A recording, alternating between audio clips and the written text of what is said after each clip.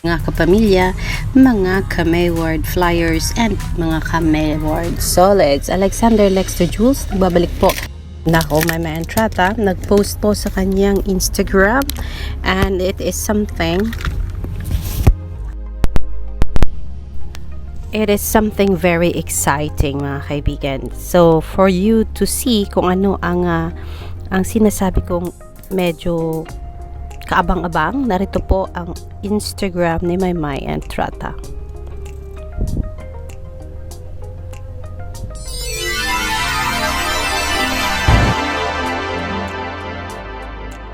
It is something kaabang-abang talaga kasi ang kasama ni Maymay ay Access PH. When it is music video, it is always Access PH na palaging gusto ni Maymay na makasama, just like Ama Kapukera. So, kung ano man daw yang ipinost mo, Maymay, sa Instagram mo, again, let's watch this.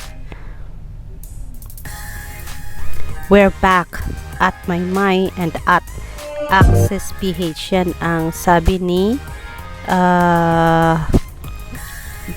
Lab Hanyola. Ayan.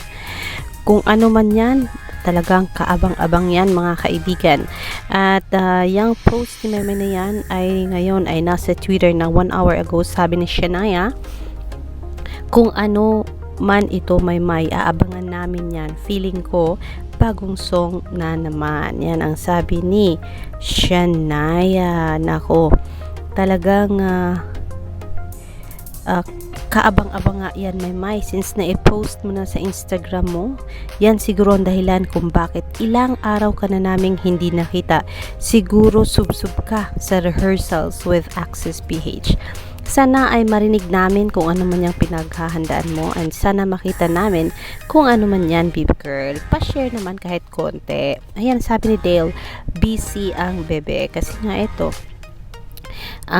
nakita lang naman itong pagka-busy ni Maymay nang ipinost niya itong post ni Lab Hanyola sa kanyang Instagram. Kung kaya na post din ito ni Maymay sa kanyang Instagram after a while. Ayan po, mga kaibigan, mali po yung speculation ko. Wala sa Canada nor sa Camiguin si Maymay. Nasa Kamay Nilaan lang po. Busy pala ang ating dilag. Ano ba yan, Maymay? Parang nagpaputol ka ng buhok. Busy pala ang dilag sa pag-i-ensayo. Kung ano mang pinag-i-ensayuhan mo, Maymay. Good luck, and hope to see kung ano man yan very soon. Of course, we are happy for you, and totoo nga, blessed ka nga. Totoo nga sinabi ni Mr. Rox Santos na mag-uumpisa soon, magkikita kayo soon. Kaya we are so excited for that.